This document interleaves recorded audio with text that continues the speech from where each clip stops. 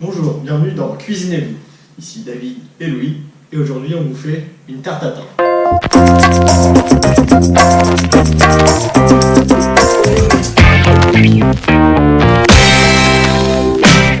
Alors, au début, Louis va nous peler les pommes, élément principal de notre recette. Il va se faire aider par David. David va faire la pâte. Je fais ça un peu à l'arrache, mais au début c'était joli. On sent une technique. Puis en fait non, le plus rapide c'est de faire à l'arrache. Donc là on va faire la pâte à tarte. Donc pour la pâte, on va prendre 200 g de farine, un peu plus de 100 g de beurre et un œuf.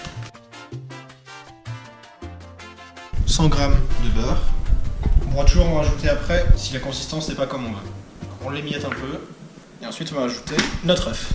On a choisi un œuf de plein air parce que quand même on va respecter ces petites poules.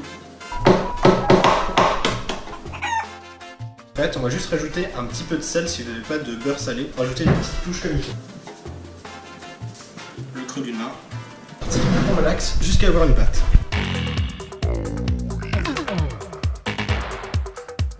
Je continue à malaxer la pâte.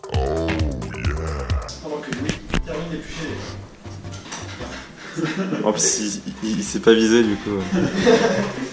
Pour ce que production, c'est la sérieuxité avant tout. On continue jusqu'à ce que ça fasse plus qu'une grosse boule. La boule magique. Gaël coupe les pommes. On va les couper en 4 pour avoir des morceaux assez gros. Donc ça ait quand même un peu de teneur en bouche. Louis, là tu vas nous couper nos agrumes. Donc là on a pris des clémentines. Là on va prendre le jus des agrumes pour faire un petit caramel d'agrumes pour notre tarte à thym. Comment on presse? Alors comment presse-t-on une clémentine? Un petit presse truc là. Presse agrumes. Voilà, presse agrumes. Et puis en fait on prend un truc et on Ouais. J'ai l'impression d'avoir un presse agrumes de Ginette. Je sais pas d'où il sort le truc. Après On a failli attendre. 5-6 minutes de malaxage, j'ai réussi à faire une pâte qui se tient à peu près. On va laisser reposer pendant qu'on prépare notre plat. Ouch, j'aime quand ça claque.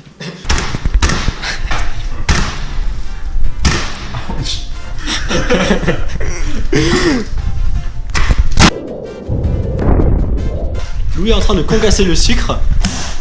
Oh putain les poissons. Donc Louis va préparer le caramel. Donc pour ça, on va saupoudrer le fond de notre plat avec du sucre. C'est bon. Là on va disposer de manière à peu près homogène.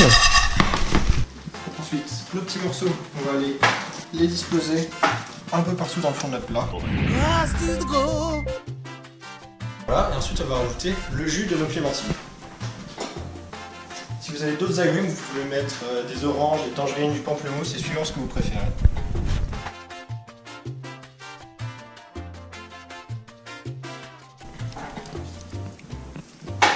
Et si vous avez vraiment pas d'agrumes, vous pouvez essayer de mettre du jus d'orange, ça fait à peu près le job, mais... Si vous avez rien, bah, vous cuisinez pas une tarte à thym et Voilà. vous cassez pas les couilles. Comment découpes-tu les pommes? Bah pas comme ça.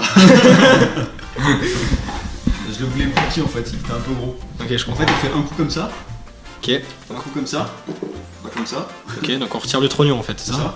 Puis en fait on fait. C'est plus facile si tu fais un coup comme ça, Ok, et un coup dans l'autre sens. ok d'accord. Et là elle est prête. Ok d'accord. Parce qu'en fait après si tu fais comme ça là, Ouais, genre t'essaies de tourner, ouais.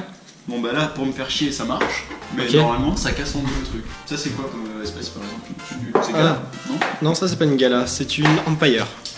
Je me souviens bien. Genre regarde là, boum, Ah, c'est ouais. cassé. Et ça tombe même par terre, donc c'est vraiment casse-couille. Voilà. Oh putain, Si ça tombe la par règle terre. des 5 touché.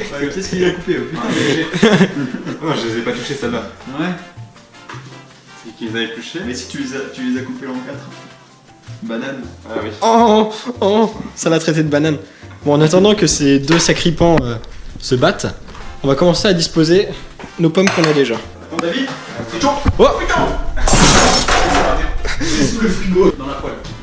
Ah, elle est ressortie, elle est ressortie. Donc là, on va disposer les pommes dans la poêle de manière très scientifique et culinairement. Oh La petite giclette là. Ouais, mais au moins la mienne elle a pas fait dedans, tu vois. Si on en met partout, on nettoie. Règle de base. Voilà, Gaëlle, femme de ménage, plus tard. Donc on essaie de les serrer un maximum. Ça va être long, hein. Armez-vous de patience. Hein. On essaye d'avoir le maximum de pommes dans un minimum de surface. On va couvrir et attendre 15 minutes que le caramel se fasse et que les pommes commencent un peu à fondre. Ça frémit. Vas-y, faut que tu meubles pendant un quart d'heure. Alors, comme meuble, on a le Schwarzschild de Ikea. On a le. Un Kenmore, c'est pas mal ça. Parce qu'en fait, on peut mettre plein de trucs dedans, genre des saucisses. Les pommes ont bientôt fini de cuire, le caramel est bientôt prêt. On va étaler notre pâte. Sur le plan de travail, on va verser de la.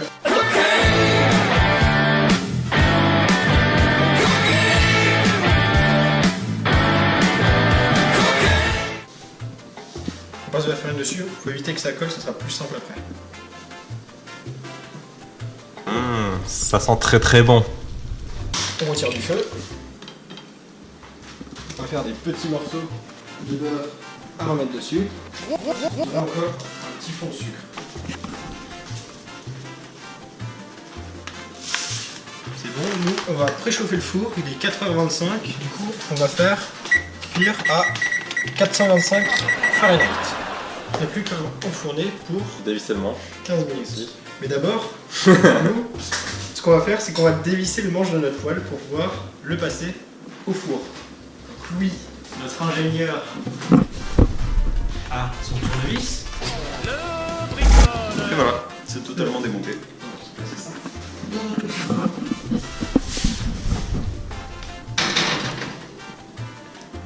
À tout à l'heure. Donc lui, on a un petit problème, il nous reste des pommes. Qu'est-ce qu'on va faire avec ça? Une petite compote de pommes. Alors c'est assez simple. Alors comment on fait la compote? On met de l'eau comme ça. On met de l'eau? Waouh. Ok. De l'eau du robinet? De l'eau du robinet. Ok. Ensuite on fait tac.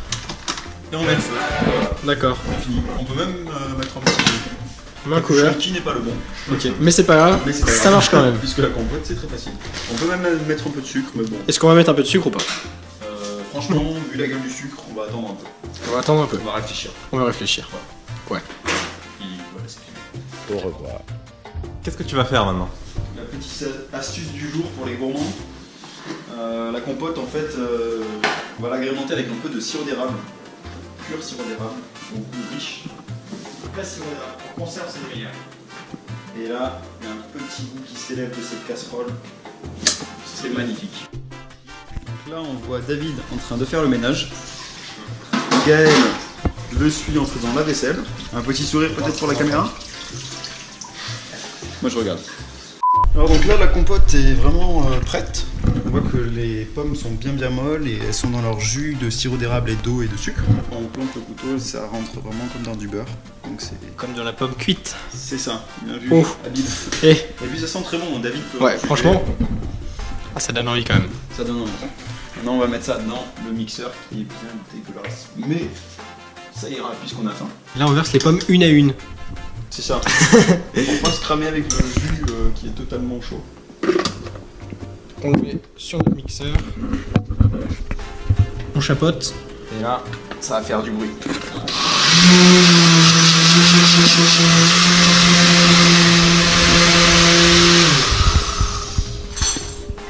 On Se peut reste remuer prêt. un petit peu. C'est déjà presque prêt. Pas trop mixé non plus pour que ça garde un peu de consistance quand même. Petit morceau entre les dents, c'est important. J'improvise là.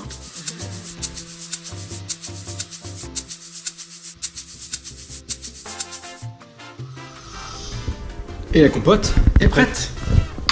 Attends, des synchros et tout. Magnifique. Un récipient. Qui est presque propre. Je sens que ça va déborder. Voilà, donc si vous avez trop de pommes quand vous faites votre tarte tatin, avec l'astuce de Louis, vous pouvez faire une splendide compote. Ça sent très bon dans la cuisine, donc on va éteindre notre four et sortir la tarte tatin. Voilà ça. L'étape la plus délicate de la tarte tatin, celle qui est redoutée de tous, le retournage. Pour ça, on prend une assiette. Voilà. Ça a l'air d'être ok. Et hop. Ah. C'est absolument magnifique. Et voilà.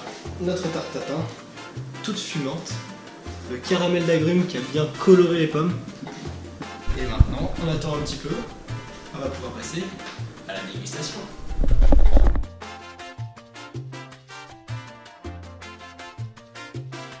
En fait, ça c'est une technique que j'ai apprise en regardant Top Chef. Magnifique. Après, avec cette technique, tu finis, t'as genre 0 compote. C'est la cuisine que tu aimes? Oui. C'est très très bon.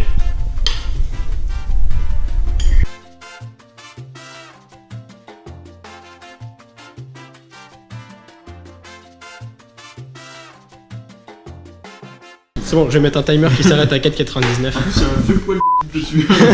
On va peut-être. Voilà. Ok, on coupera au montage. Alors,